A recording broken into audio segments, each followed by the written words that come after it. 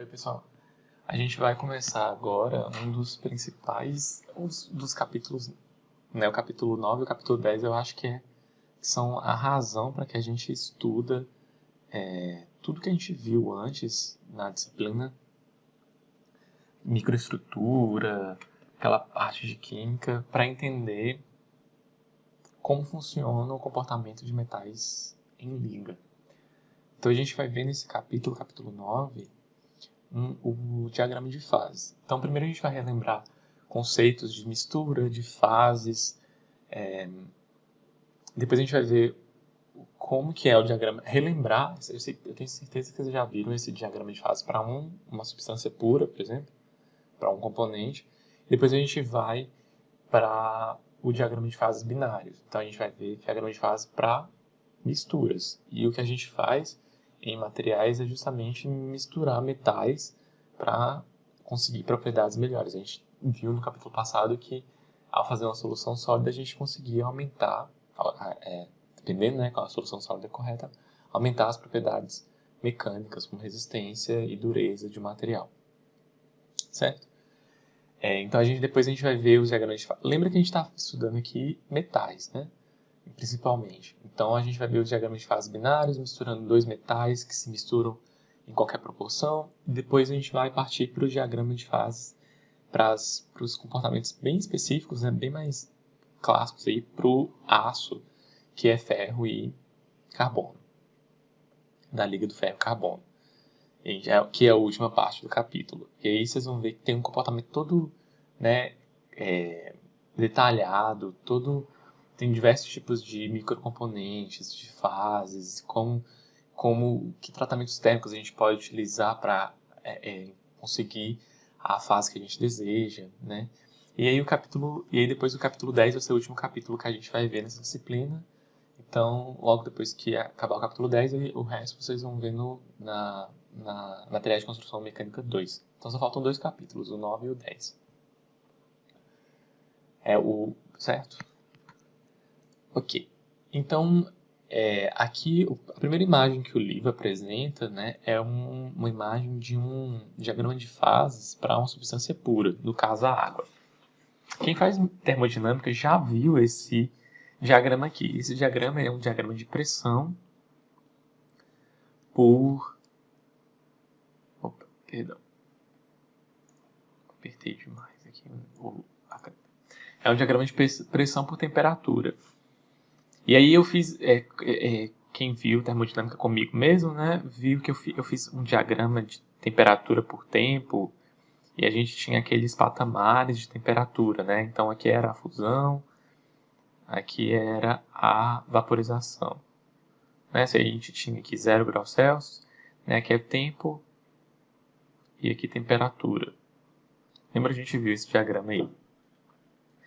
E esse diagrama é um diagrama de mudança de fase e um pouco diferente, né? Essa linha aqui é a linha de mudança de fase, assim como essa linha, assim como essa linha. Só que nesse caso aqui, a gente vai ter uma mudança de fase, a gente não vai ter aquele patamar, o patamar do tempo, que não vai ser mostrado, mas quanto o material, a água estiver mudando de fase, ela vai ficar nessas linhas aqui, né? E essas três linhas, elas representam as transformações básicas aqui, né? A gente tem diversas outras transformações, mas transformações aqui de sólido para líquido ou de líquido para sólido, a transformação de vapor, de gás, perdão, para líquido, ou a transformação, no caso eu posso falar vapor, né, que é vapor de água, ou a transformação de vapor para água, e assim como a sublimação, que é a transformação de gelo para vapor. A gente viu que tem um ponto aqui, esse ponto aqui, que é o ponto triplo, em que eu tenho transformação de as três fases coexistindo, né? Eu tenho sólido, líquido e vapor coexistindo aí, no mesmo ponto, né? No mesmo estado. A gente viu que era essa palavra que a gente utilizava, no mesmo estado. Então, esse gráfico aí, ele é apresentado justamente porque é um gráfico que vocês veem em outras disciplinas. Então, o conhecimento, a gente ancora o conhecimento que a gente já tem, né? E aí os gráficos que a gente vai ver também tem relação com esse gráfico de uma fase aqui, certo? Então tá. E aí, a primeira parte do capítulo, a introdução, ela vai falar da importância que tem conhecer um diagrama de fase para você conhecer as propriedades do material. Né? Isso vai ficar bem claro quando a gente estiver estudando o diagrama de fases do ferro e do carbono. É bem claro isso. Existem tantas fases, cada fase tem um comportamento tão peculiar, e as formas como você consegue essas fases influenciam diretamente nas propriedades. Né? Isso vai ser muito claro quando a gente estudar aço. Mas até agora a gente já tem visto que a microestrutura ela interessa para a gente nas propriedades que a gente quer que o material apresente. Né? Então é mais um motivo aí. O diagrama ele fornece informações importantes sobre a fusão, por exemplo, a temperatura de fusão, e ela está no gráfico, né? Aqui, né, nesse gráfico, por exemplo, a gente tem para determinada pressão, determinada temperatura em que a água muda de fase. Por exemplo, para a pressão atmosférica é 1 atm, né? Então aqui para 1 atm, qual que é a temperatura que a água muda de fase? 0 graus Celsius, não é isso? Então, ó, 0 graus Celsius. Para 1 atm, para pressão atmosférica, a temperatura muda qual que é a temperatura em que a água muda de líquido para vapor? 100 graus Celsius. Então tá lá, 100 graus Celsius. Certo? Então a gente consegue tirar essas informações, né, do gráfico de um diagrama de fases de uma substância. Certo? A gente tem informações importantes para a fundição e sobre a cristalização. Por exemplo, isso aqui vai ficar claro. Eu estou falando que vai ficar claro quando a gente vai estudar o aço, mas é porque no gráfico do aço, a gente vê que a temperatura onde a gente vai ter um comportamento assim, né? A gente vai ter dois materiais aqui, nesse ponto. E aí, aqui é a temperatura. E aí, quando a gente resfriar, a gente vai ter um comportamento das fases justamente por conta do ponto onde eu estava, das fases que estavam presentes. E aí, quando cristalizou aqui, como que isso cristalizou? Se a temperatura foi rápida demais, o que aconteceu aqui? Eu vou ter que proporção de fases e assim por diante. Então, a gente tira essas informações todas do diagrama de fases do material. Certo? Então tá. A gente vai relembrar alguns... A gente já viu esses conceitos aqui, então a gente vai... o de componente não, mas os outros dois já, né? Para a gente começar a estudar aí as ligas, o diagrama de fase das ligas. O que é um componente? Um componente é cada elemento e cada metal que está presente na liga. Então a gente vai falar componente. Vocês veem que essa palavra vai ser bem comum. O componente da liga, o componente da mistura. Solvente soluto.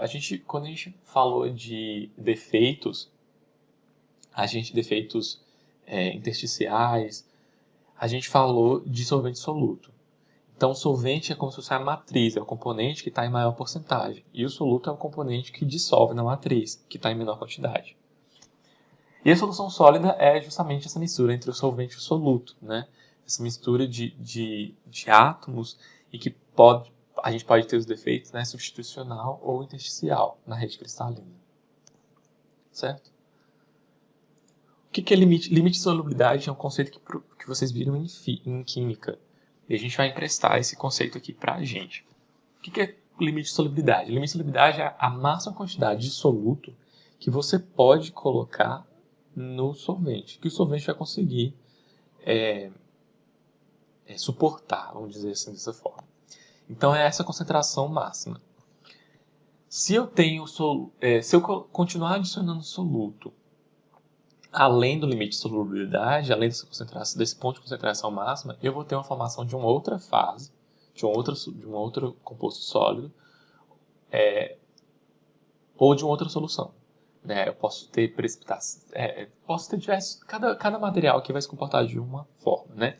Então a gente vai ver aqui, para relembrar, lembra que eu falei que a gente ancora conhecimento justamente onde vocês têm conhecimento, um gráfico de solubilidade para água e açúcar, que provavelmente vocês viram lá na química água e NaCl, alguma mistura desse tipo aí.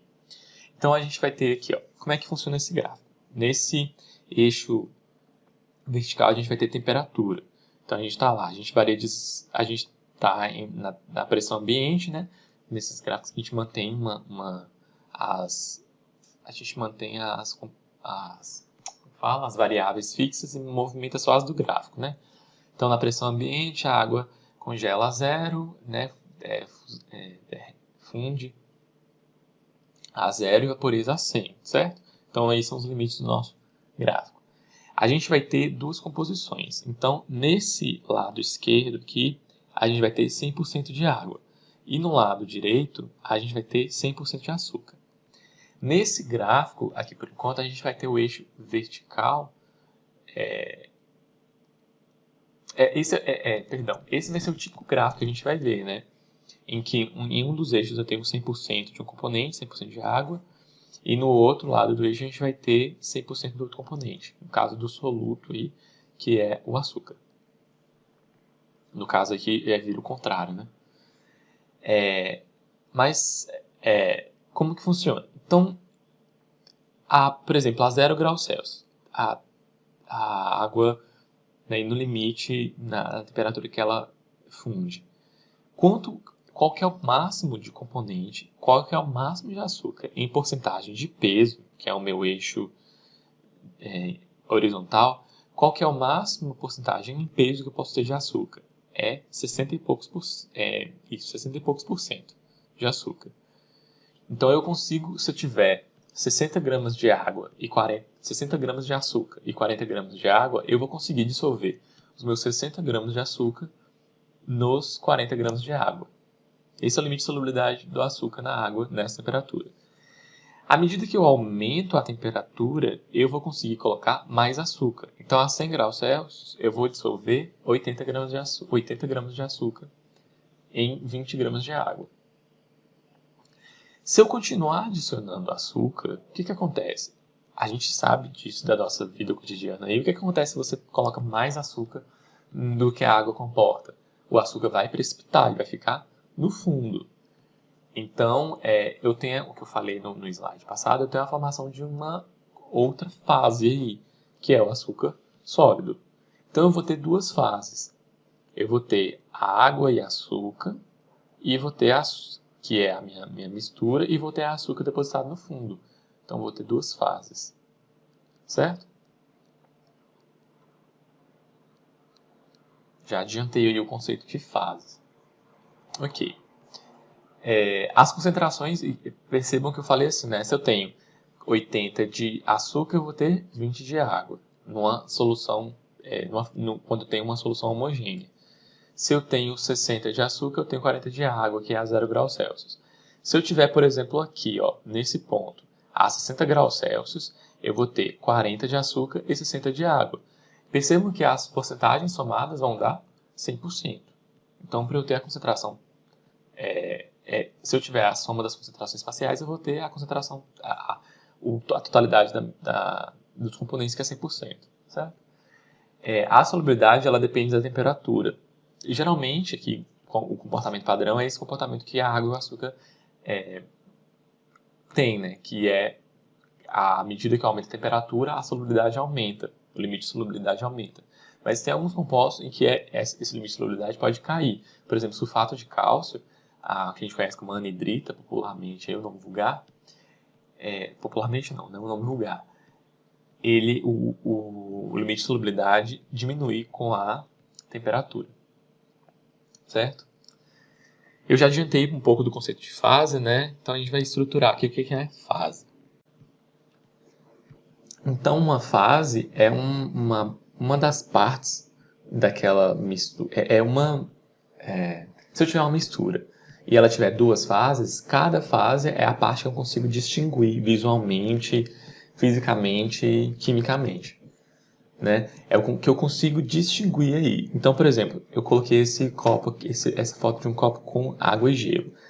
Eu consigo distinguir as duas fases. Eu tenho quimicamente eu tenho a mesma molécula, certo? É a água, H2O. Mas fisicamente eu vou ter duas fases. Eu falei aí que fisicamente, quimicamente, às vezes, né, posso não ter todas. Aí, posso ter quimicamente distintas e fisicamente não distinguíveis, né? Pode acontecer também. Físico, por exemplo, não todas as propriedades físicas, mas não sei se vocês já viram um material em que ele é exatamente, tem o mesmo índice de refração da água.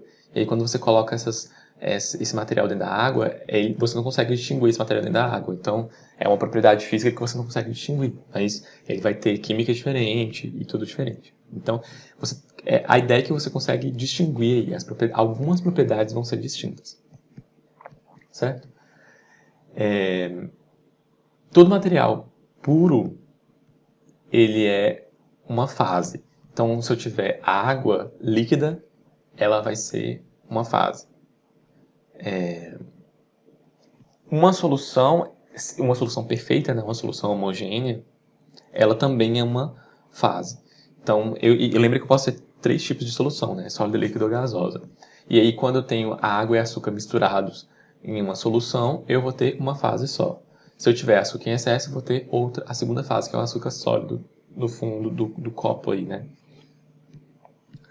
Eu já expliquei essa ideia das propriedades aí, né? Eu tenho propriedades distintas, mas não necessariamente. Eu posso ter algumas propriedades iguais. E aí, nas soluções sólidas, por exemplo, a gente pode ter um comportamento macroscópico distinto quando eu tenho essas duas frases misturadas. Certo? Quando a gente for estudar aço também, vocês vão ver que dependendo do tratamento térmico, dependendo da forma que a gente resfria, a gente altera muito a distribuição das fases e isso vai influenciar nas propriedades. Em uma fase, é muito importante que as características dessa fase, elas não mudem. Né? Eu não posso ter, por exemplo, se eu deixar a água líquida e não alterar nenhuma característica, por exemplo, não aumentar a temperatura, não aumentar a pressão, ela vai ficar água líquida ali. Certo? Ela não vai ter essa alteração de propriedade. Uma fase estável. As fases geralmente são representadas por letras gregas, né? Isso, quando a gente falar de soluções sólidas aí vai ser bem claro, assim, né? A gente vai dar nomes de letras gregas para fases. Se eu tenho uma fase só, eu vou ter o que eu conheço como sistema homogêneo. Se eu tenho duas ou mais fases, vai ser o que eu conheço como sistema heterogêneo. E eu misturo essas fases, eu faço essa mistura aí justamente para ter propriedades melhores, que é o que a gente está querendo aqui, né? Engenheirando os materiais para conseguir propriedades melhores. Aqui eu coloquei, falando um pouco de microestrutura, né? Eu coloquei uma micrografia de um material, uma metalografia de um material que é chumbo e estanho, e aí dá para ver as duas fases, né?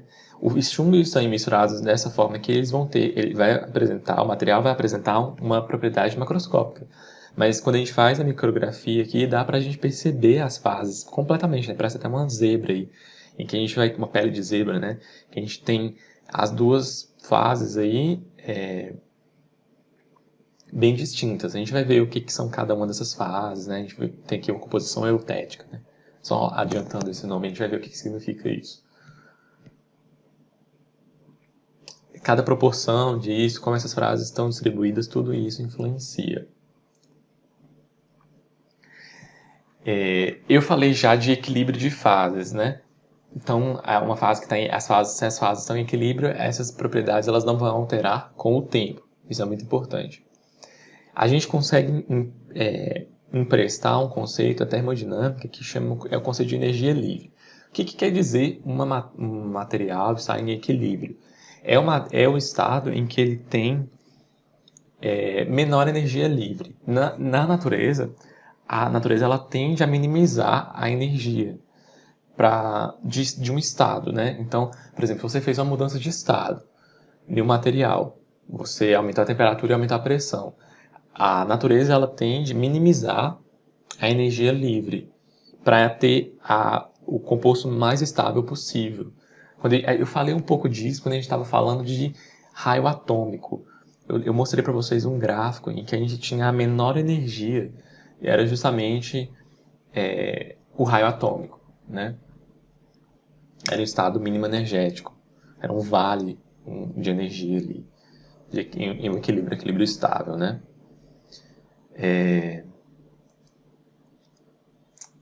Um outro conceito que a gente, falando de equilíbrio de fases, né? O equilíbrio ele pode mudar se a gente tem uma alteração na temperatura, por exemplo. A gente vê a dependência da temperatura. Vamos supor que a gente tem um copo a 0 graus Celsius, tem 60 gramas de açúcar e 40 gramas de água.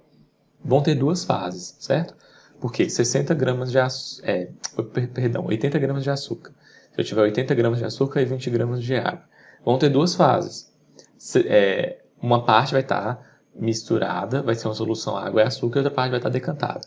Mas se eu aumentar a temperatura e continuar agitando para 100 graus Celsius, eu vou ter uma solução só, uma fase só. Certo? E aí, essa dependência. E aí, vamos supor que eu pego, e aí lentamente, eu pego de 100 graus Celsius, eu diminuo a temperatura até 60. Necessariamente, o composto que estava, o açúcar a mais, vamos falar assim, que estava dissolvido na água, ele vai precipitar? Não necessariamente. Dependendo das condições que você faz esse esfriamento, você consegue fazer com que essa fase permaneça única, com que esse açúcar a mais continue misturado. É o que a gente conhece como a metaestabilidade. É um comportamento bem anômalo aí, né? Nos metais isso vai ser bem interessante para a gente, essa metaestabilidade. Tem certos casos que a metaestabilidade ela é mais importante que qualquer outro estado de solução aí, certo?